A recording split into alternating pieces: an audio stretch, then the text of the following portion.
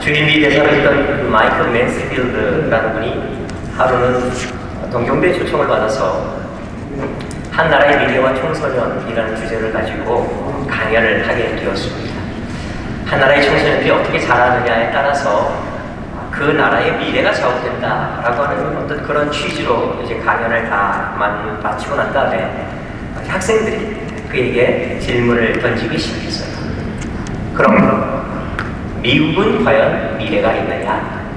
마약이 젊은이들 사이에 너무 많이 쉽게 퍼져 있고 청소년들 사이에 성범죄, 총기 사건이 끊이지 않고 또 매년 청소년 수감자가 늘어나서 교도소가 부족할 정도로 그렇게 정말 심각한 상황이라는 뉴스가 끊이지 않는데 그럼 미국은 과연 소망이 있느냐?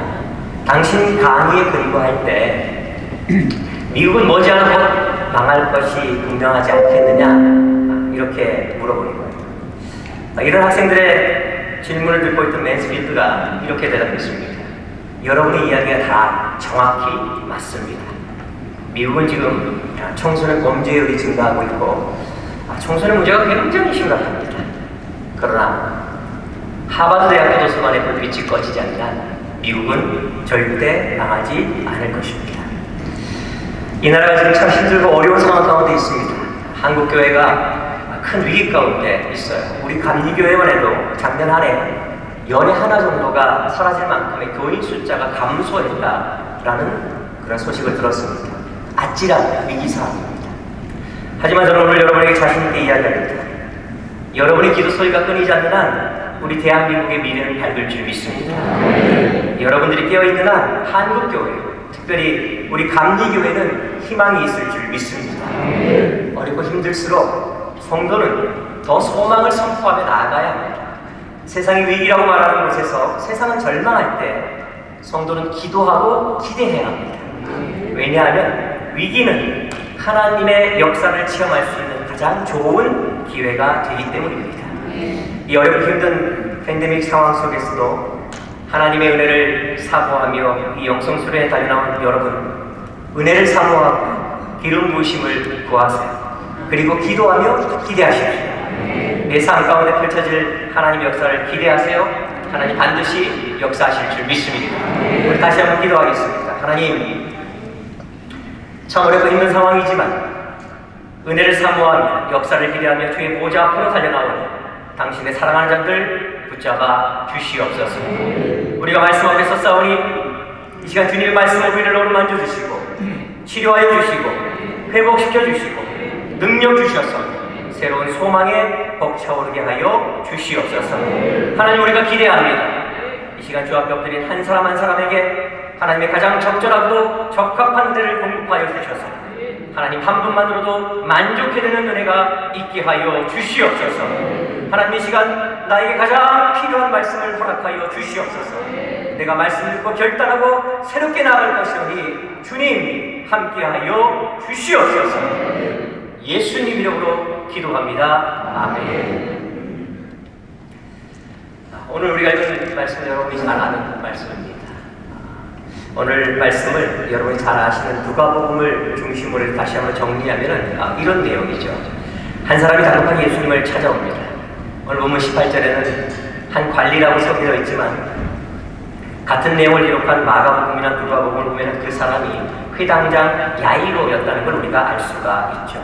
회당장은요, 그 당시에 지역마다 있던 회당의 총책임을 맡고 있는 그런 사람이에요. 그러니까 그 사회의 지도층에 있던 사람이라는 거죠. 그런데 그런 사람이 예수님께 와서 무릎을 꿇고 눈물로 도움을 청합니다. 그만큼 절박한 상황이라는 거죠. 알고 보니까 자기 딸이 죽게 된 거예요. 성경에 보니까 그 아이가 이제 겨우 12살이에요. 눈에 넣어도 아프지 않을 만큼 이쁘고 사랑스러운 초등학교 한 5, 6학년쯤 되는 아이가 지금 죽어가고 있으니까 예수님이 좀 오셔서 살려달라고 절박하게 무릎을 꿇는 거죠. 그 간절함을 보시고 예수님께서 이제 그 딸을 고쳐주러 갔어요. 그런데 가는 도중에 그만 그 딸이 죽게 되었다는 비보를 듣게 됩니다. 그래서 모든 사람들이 이제는 끝났다 이렇게 생각해요.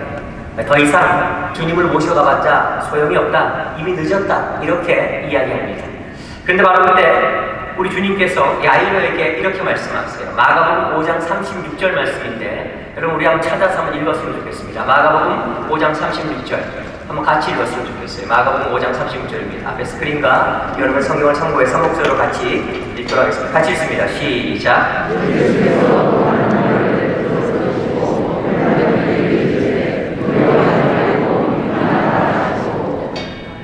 해당장에 야이로에게 주님이 이렇게 말씀하셨습니다. 두려워하지 말고 믿기만 하라.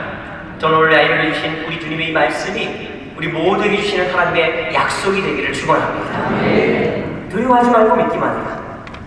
이렇게 선포하신 우리 주님이 그 장례 현장에 가셔서 그 죽은 아이를 향해 달리다 쿰 소녀야 일어나라 라고 하고 그를 이제 살려주시죠. 이게 우리가 이런 말씀의 내용입니다. 우리가 너무나 잘 아시는 말씀이에요. 근데 여러분 저는 이 말씀을 읽으면서 사랑하는 자기 딸이 죽어가는 것을 지켜보면서도 그 딸을 위해 아무것도 해줄 수 없었던 그 무기력한 아버지, 절망 가운데 좌절하고 있던 그 야이로의 모습이 오늘 저와 여러분 우리의 모습이 아닐까 하는 생각이 들었어요. 우리는 누구나 다 잘 살고 싶어합니다. 행복을 원하죠.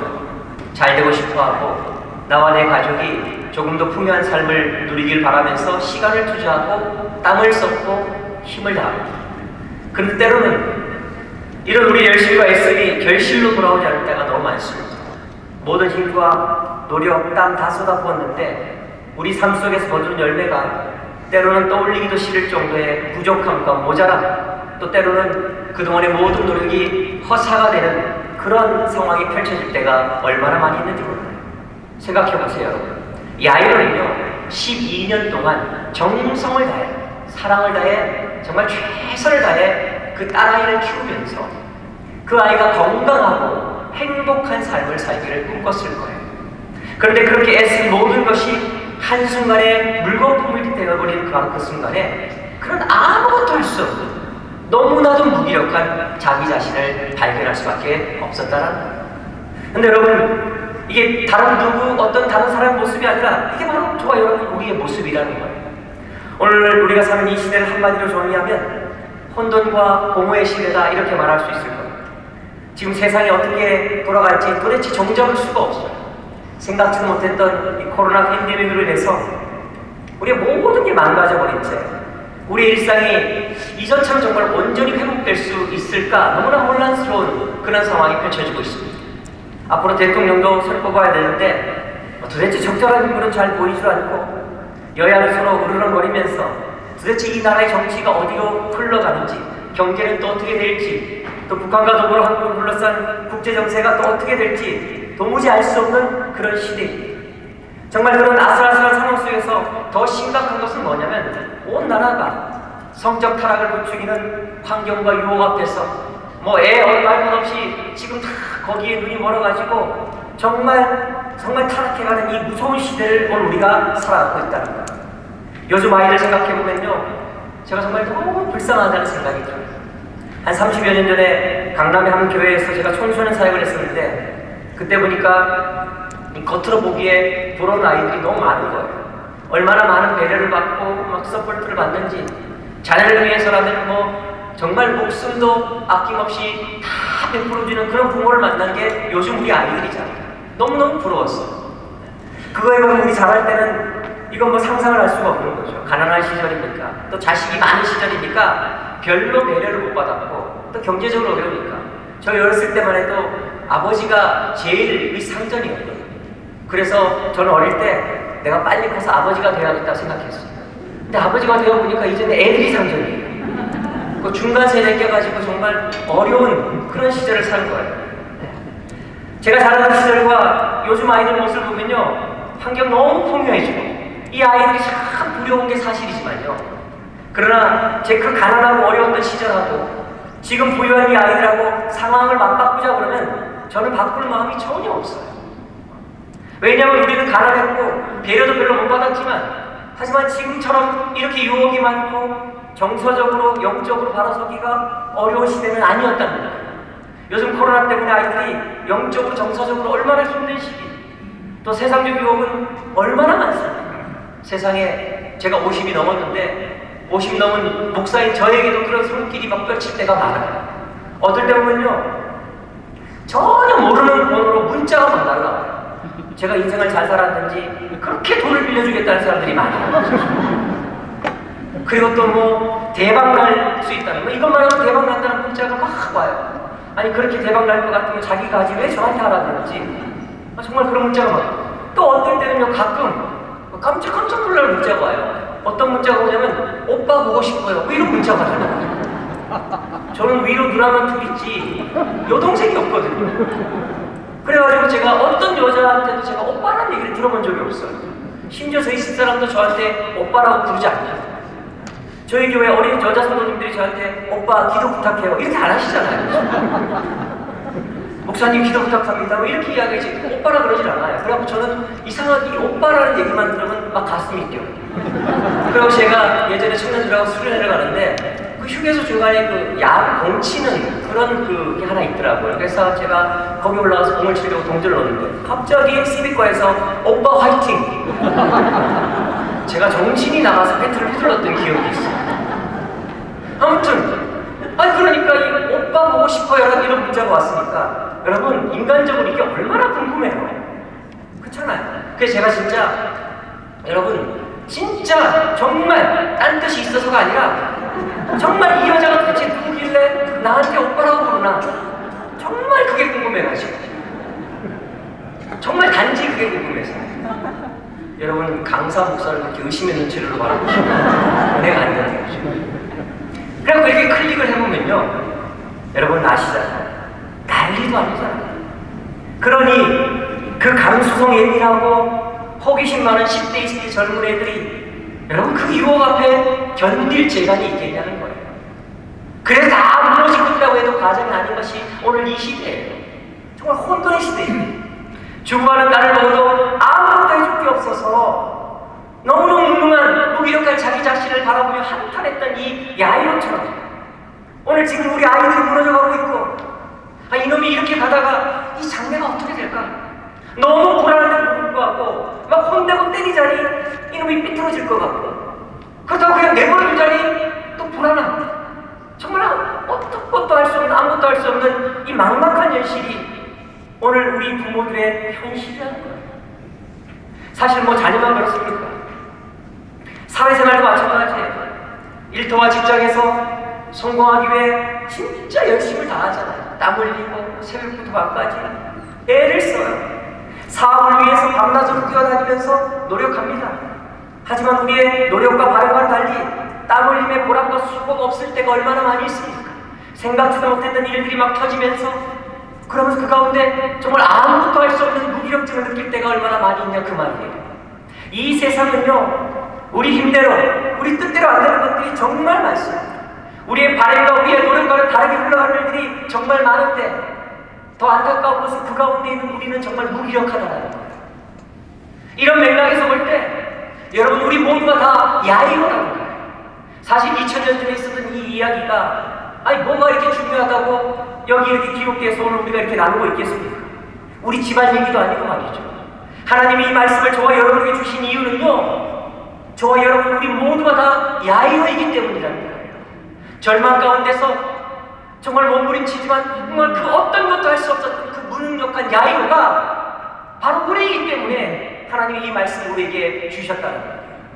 그랬던 야이로가 절망하고 좌절하고 실패하고 끝난 것이 아니라 우리 주님이 다가가셔서 두려워 말고 믿기만 하라 선포하시고 그 문제를 해결해 주시더라는 거예요. 하나님은 그걸 말씀하고 싶으신 거예요.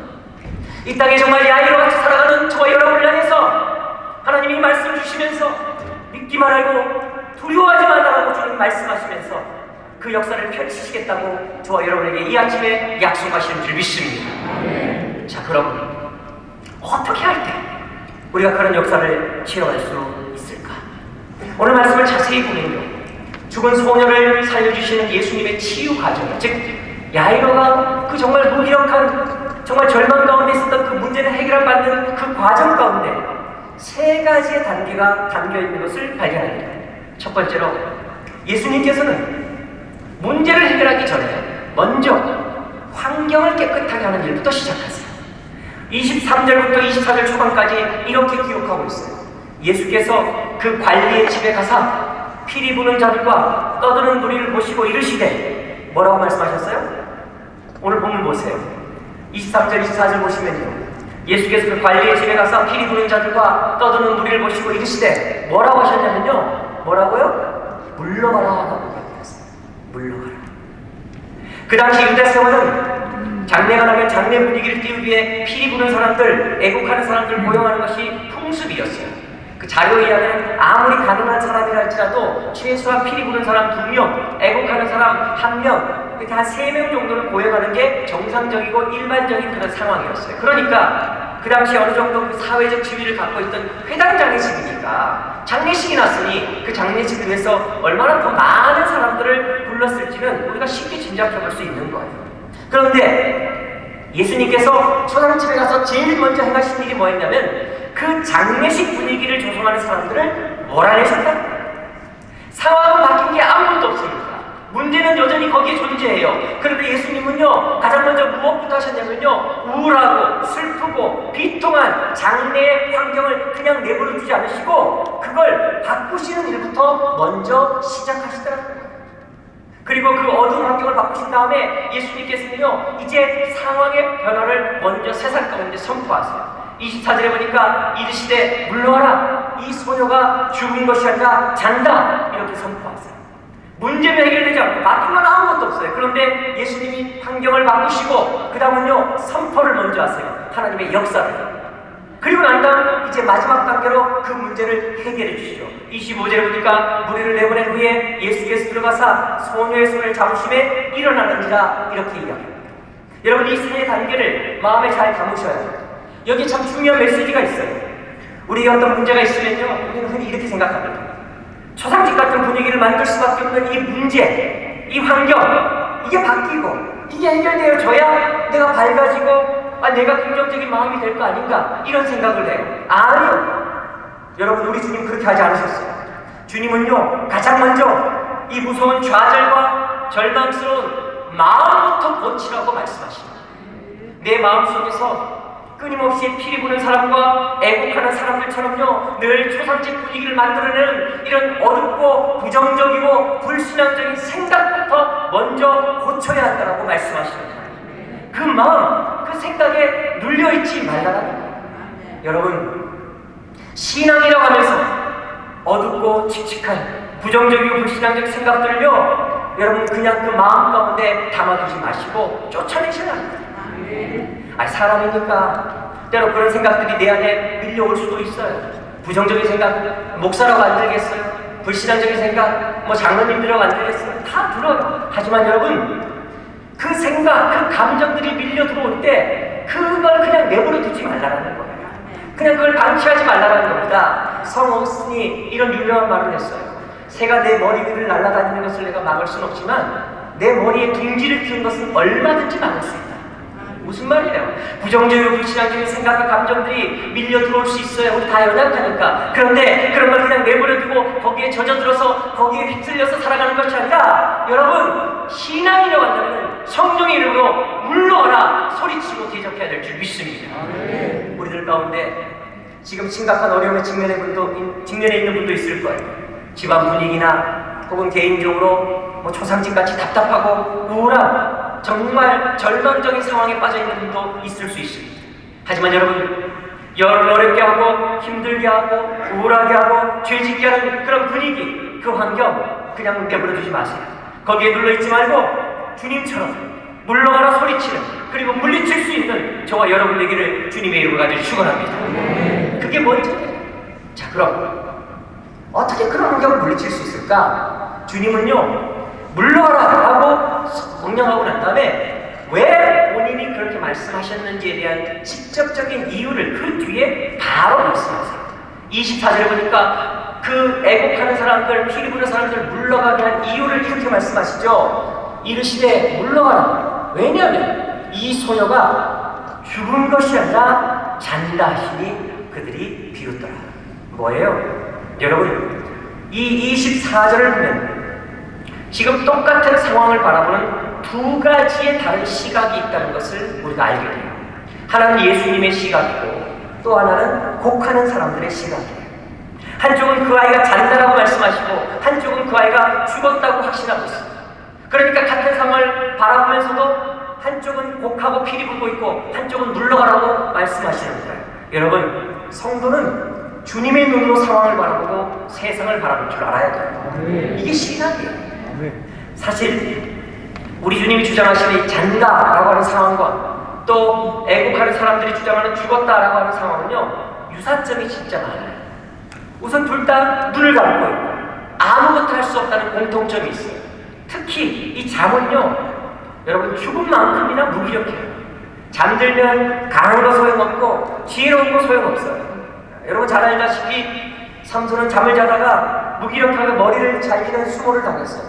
눈 떠 있을 때는 그 누구도 정말 건들 수 없는 강한 용사였는데 잠에 취하니까 무기력하게 눈이 뽑히는 절망적인 상황으로 끌려가더라는 거예요. 여러분, 잠이라는 게 이렇게 죽음처럼 무기력한 거예요.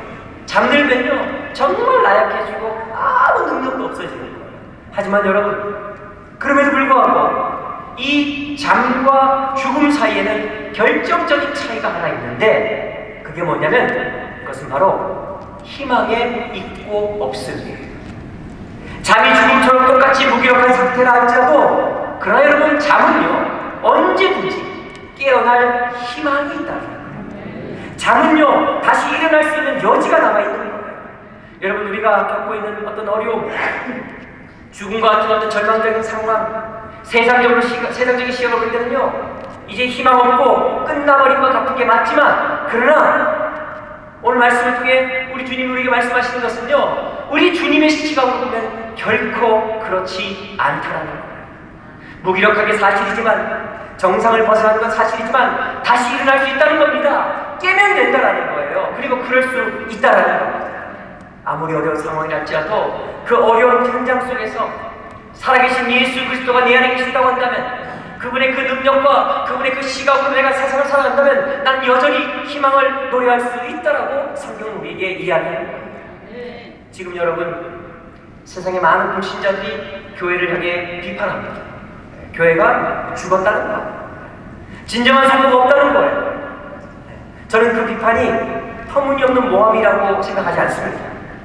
교회를 들여다볼 때, 또 저나 여러분 우리 신앙인들을 바라볼 때 현실적으로 우리 그리스도인들이 정상을 벗어나 있고 또 정말 한국교회가 뭐 덩치는 커졌을지 모르지만 영향력 사라지고 너무 무기력해져 있다는 걸 정말 부인할 수가 없어요. 그래서 우리는요 그런 비판들을 사실 좀 겸허하게 받아들일 필요가 있어요. 뭐가 문제인지, 뭐가 저들이 우리를 죽었다고 비판하는 이런 상황으로 몰고 가고 있는지 점검할 필요가 있다는 거예요. 하지만 여러분, 지금 교회가 아무리 어려운 상황이라 할지라도, 아무리 그리스도인들이 힘을 잃어버리고 무기력하게 살아간다 할지라도 여러분, 여전히 교회는 세상의 소망이요 성도는 세상의 복인 줄 믿습니다. 왜냐하면 여러분 중요해요. 우리는 잠들었을지는 몰라도 아직 죽지는 않았기 때문이에요. 여러분, 무덤가에서 희망을 노래할 수 있는 이 주님의 시각이 오늘 저와 여러분의 신앙이 될 수 있기를 주의 이름으로 축원합니다. 어둡고 우울한 장례식 같은 이 부정적이고 암울한 모든 것들을 여러분 물리치세요. 사탄은요 잠들어 있는 모든 것들을 바라보며 이제 끝났다, 이제 죽었다, 더 이상 소용이 없다 속삭이고 우리를 속이려고 할 거예요. 여러분, 그 음성에 지지 마세요. 영적 어둠을 물리치세요. 주님의 이름으로 소망을 노래하세요. 반드시 승리할 줄 믿습니다. 자, 두 번째는요, 이제 그 예수님의 시각을 세상 가운데 입술로 선포하는 담대함이 있어야 돼요. 예수님 이렇게 선포하시죠.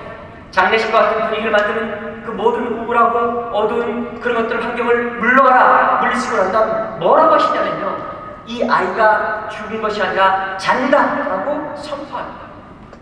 여러분, 좌절하고 눈물로 곡하는 사람들에게, 이제 끝이라고 절망하고 있던 사람들에게 이런 희망을 선포하시는 분, 그분이 바로 우리 주님이신 줄 믿습니다.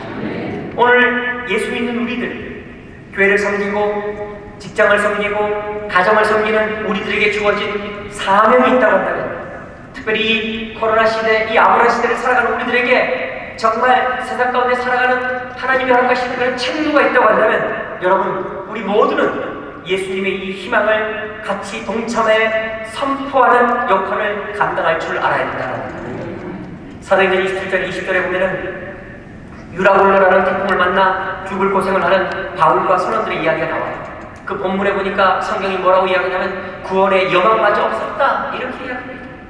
무서운 태풍 만나가지고 어떻게 해서든 살아보겠다고 그 아까운 식량과 모든 짐을 다 바다에 내던져버리고 뭐만 하면 살겠다고 막 발버둥 치는데 할 수가 없는 거예요. 도저히 이 바다가 잠잠해지지 않으니 이제는 할 수 있는 일이 아무 없다. 모든 소망이 다 끊어졌다라고 생각하면서 그렇게 이제 죽는 것만 남았다. 모든 공동체가 좌절하고 절망하고 낙담하고 있는데 그 당시 죄수의 신분으로 호송당하고 있던 사도 바울이 22절로 25절에 이렇게 선언해요.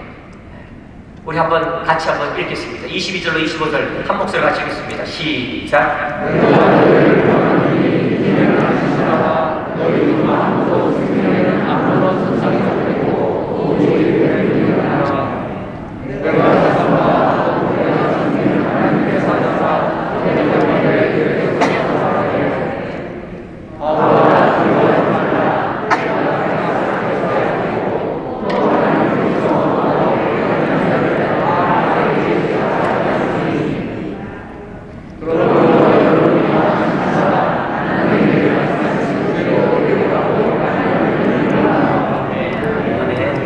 모두가 좌절하죠. 그 능력 있던 모든 선원들이 다 절망에 빠졌던 그 상황에서 딱 한 사람, 사도 바울이 희망의 메시지를 전하고 있었다는 거예요. 여러분들 생각해 볼 필요가 있어요. 바울이 지금 그 배의 선장입니다. 지금 그 배에서 영향력을 미친 어떤 지도급에 있던 사람이에요? 아니요. 가장 낮은 하찮은 죄인의 신분에 있던 사람이에요. 그런데 그 안에 예수 그리스도께서 계시니까 그는 절망 가운데서 소망을 선포하는 사람이 될 수 있었다는 겁니다. 여러분, 우리는 이 땅 살아가면서 날마다 변명해요. 아유, 내가 뭐 세상에서 내세울 게 있어야, 내가 좀 잘 나가야, 그래야 뭐 내가 어디 가서 소망을 얘기하고 뭐 희망을 선포하지. 아니, 내가 지금 너무 힘들고 어려운데 내가 뭘 그런 얘기를 할 수 있겠느냐? 아니요, 하나님 그렇게 말씀하지 않으세요. 여러분, 어떤 형편, 어떤 상황, 심지어 죄인의 신분으로 포함되어 있는 상황이라 할지라도 예수 그리스도가 그 안에 있다면요, 그곳에서 살아계신 예수 그리스도의 그 희망의 메시지를 바라보고 품고 믿고 선포할 수 있다고만 한다면, 여러분, 교회는, 성도는 세상에 가장 참된 소망이요 축복이 될 줄 믿습니다. 이게 우리의 사명입니다. 지난날 여러분의 삶을 한번 되돌아보세요. 여러분이 속해 있는 가정에서, 직장에서, 사업처에서, 여러분이 속한 공동체에서 여러분은 바울처럼 희망을 선포하며 사는 사람이셨습니다.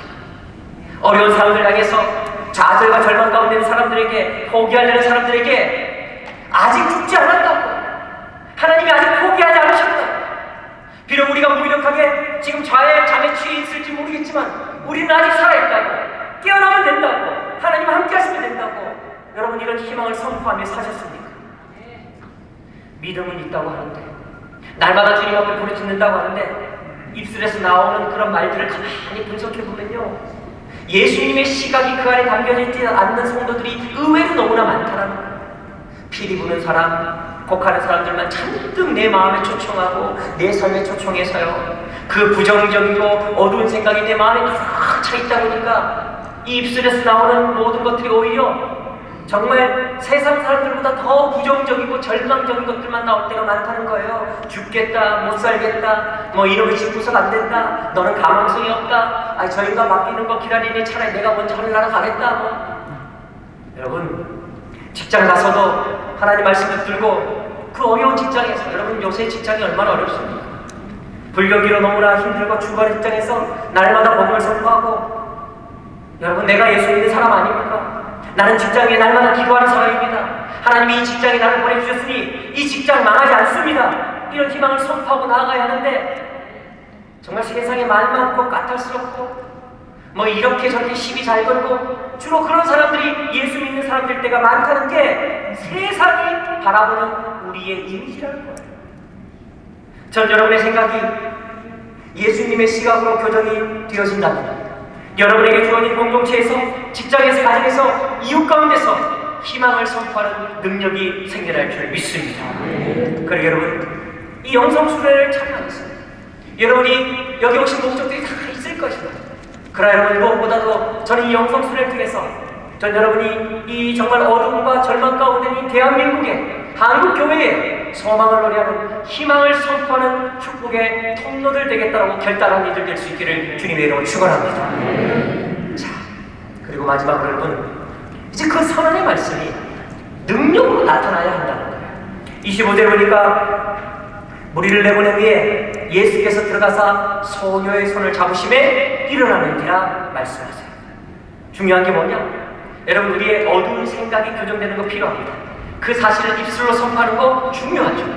그러나 무엇보다 중요한 것은요, 그 절망적인 현실을 낙관적이고 희망적인 것으로 바꿀 수 있는 능력이 필요하잖아요. 여러분, 다윗이 골리앗을 향해가지고 진짜 멋있는 말 하잖아요. 너는 칼과 창과 뭐 단창도 내게 나아오지만 나는 만군의 여호와 이스라엘 군대 하나님 이름으로 내게 나아간다. 이거 얼마나 멋있습니까? 그런데 여러분, 다윗이 그렇게 멋있게 선언하고 막 폼 잡고 나가가지고는요, 그냥 한 방에 나가 떨어졌다고 한다면, 그럼 다윗의 이런 선언이 무슨 소용이 있겠느냐, 그 말이에요. 멋있게 말을 하면 할수록 더 정말 우스꽝스러워질 수밖에 없는 거죠. 더 창피를 당할 수밖에 없는 거예요.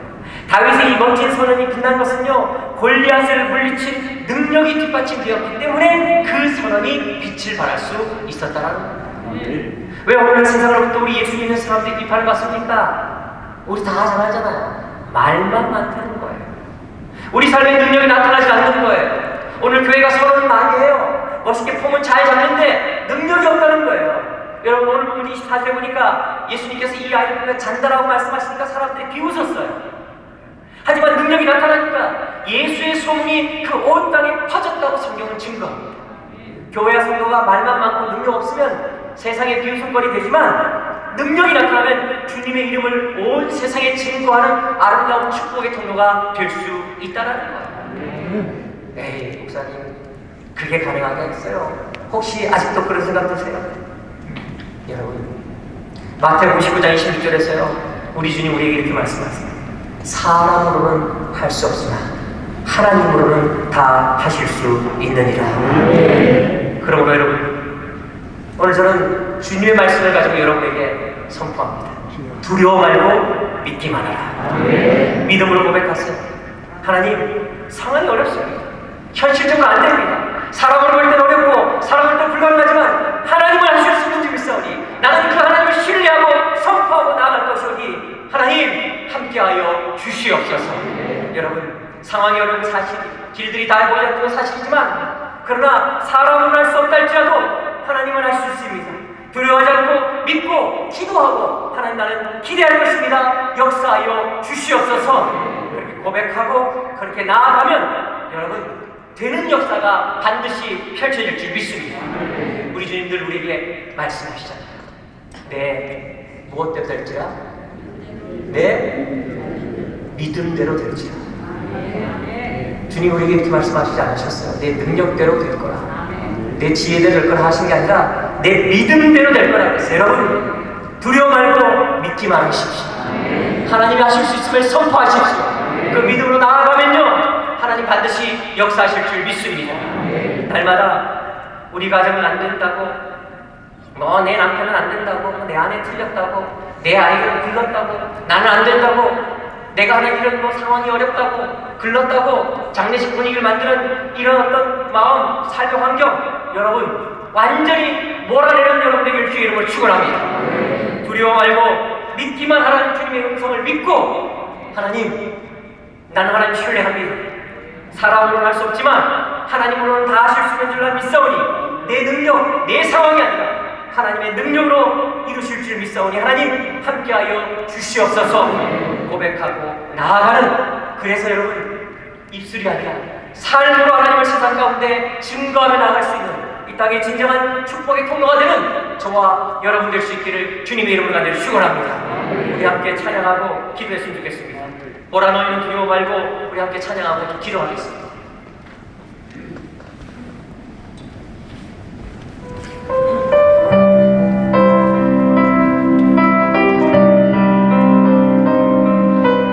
하나님들 우리에게 말씀하십니다.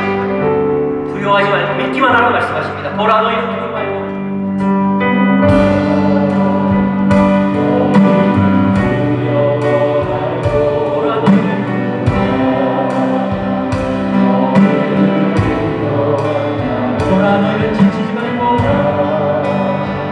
너희는 지치지 말고 보라 너희를 구원한 나를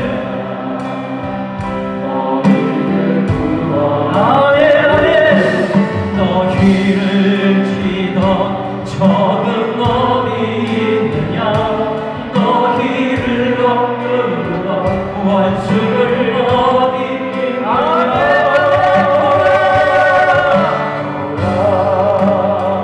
하나님 구원을 아멘 아멘 보라 하나님 능력을 너희를 위해서 싸우시는 주의 손을 보라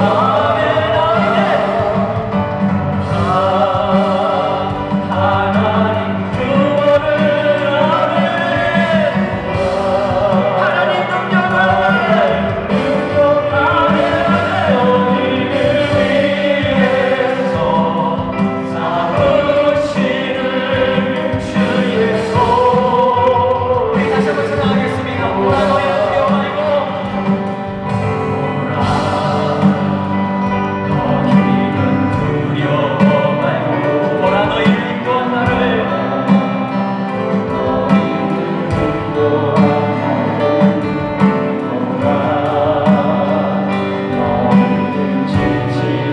보라 너희를 구원한 나를 너희를 구원한 나를 너희를 치던 적은 어디 있느냐 너희를 얻는 원수를 어디 하나님 구원을 하나님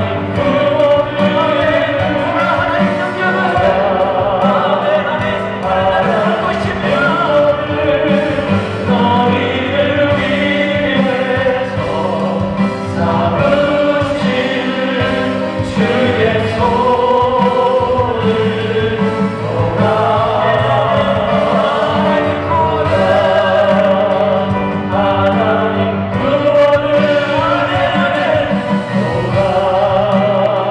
하나님 능력을 너희를 위해서 싸우시는 주의 손을 우리 이 시간 다 같이 모두 기도하기로 합니다. 하나님 우리에게 말씀하세요. 두려워하지 말고 믿기만 하라고 너희를 인도한 나를 보라고 주님 말씀하십니다. 하나님 사람은 알 수 없지만 하나님은 아실 수 있는 일이 있사오니 나는 그 하나님을 신뢰하고 나아가오니 하나님 함께 하여 주시옵소서. 우리 주님을 크게 한번 잡고 기도를 하겠습니다. 주여 아버지 하나님 어려운 상황이 펼쳐지겠습니다. 그래서 이들의 시련을 한번 펼쳐질 것입니다. 아버지 하나님 도대체 어떻게 해야 할지 그 가운데 절망 가운데 자살하고 모든 소리를 내시기를 바랍니다. 정말 이 아이같이 정말 구원을 따라가고 나쁘다 그 아이가 너무 두려웁니다. 하나님의 모든 잘 돌아오는 상황 가운데서 답답하고 뻔뻔하고 두려움이 나옵니다. 아버지 역사에 주시옵소서. 아버지 역사에 주시옵소서. 두려워하지 말고 믿기만 하고 말씀하시라. 하나님의 긍정을 위하여 신뢰합니다. 하나님의 신뢰하고 나아가오니 아버지 역사에 주시옵소서. 지난 2년의 시간 동안 생각지 못한 코로나 팬데믹을 인해서 우리 일상이 무너지고 경제가 무너지고 우리 아이들이 무너져가고 무엇보다 교회 공동체가 무너지는 이 안타깝고 어지러운 상황 가운데 도무지 그 가운데 아무것도 할 수 없는 무기력한 우리 자신들을 바라보며 한탄만 하고 좌절했던 이 아이와 같은 우리들에게 주님 다가오셔서 두려워하지 말고 믿기만 하라 말씀하시니 주님 감사합니다. 그 말씀을 주님 붙잡습니다. 세상을 향해 선포할 것입니다. 하나님 정말 무력하고 연약하고 무력한 우리들이지만 예수 그리스도께서 우리와 함께 계시기에 그 보혈의 능력이 우리를 돕고 있기에 그 십자가 부활의 능력이 우리와 함께 하시기에 하나님 우리는 세상 가운데서 소망을 누릴 것이고 희망을 선포할 것입니다. 하나님 축복의 통로로 이 땅을 살아가는 우리 중부연의 모든 성도들 되게 하여 주시옵소서. 모두 어렵다고 이야기할 때마다 소망을 노래하게 하시사 우리 성도들 가는 곳마다 새로운 역사가 펼쳐지게 하여 주시옵시고 우리 성도들 가는 곳마다 하나님의 능력 역사가 나타나고 통해서 하나님의 살아계심을 우리 성도들의 삶으로 세상 가운데 증거할 수 있는 놀라운 일들이 펼쳐지게 하여 주시옵소서. 중부의 하나님 3만 개 지방 모든 교회들이 살아나게 하여 주시옵소서. 우리 감리교회가 정말 아버지 하나님 믿음의 파수꾼의 관을 감당함 중에 이 나라의 민족을 책임지는 믿음의 역군들이 되는 모든 교회와 성도되게 하여 주시옵소서. 그 은혜를 사모하며 정말 이 영성순에 달려온 당신의 사랑하는 자를 주님 붙잡아 주셔서 기름을 부어 주시옵시고 보혈의 능력으로 덮어주시고 그 손으로 만져 주셔서 하나님 능력 있게 하여 주시옵시고 성화 있게 하여 주시옵시고 힘 있게 하여 주셔서 하나님 어딜 가든지 하나님 한 분만으로 정말 만족하며 그 하나님을 선포하며 나가기에 조금 더 부족함이 없게 하여 주시옵소서. 이제는 우리 주 예수 그리스도의 크신 은혜와 아버지 하나님의 그 자신 살아가심과 성령님의 강화감 모든 역사 인도하심 두려워하지 말고 믿기만 하라는 주님의 그 말씀 붙잡고 세상 가운데서 믿음을 선포하며 삶으로 하나님을 증거하겠노라고 결단하는 사랑하는 우리 성도들 머리머리고 이제부터 영원토록 함께 하시기를 간절히 축원하옵나이다. 아멘.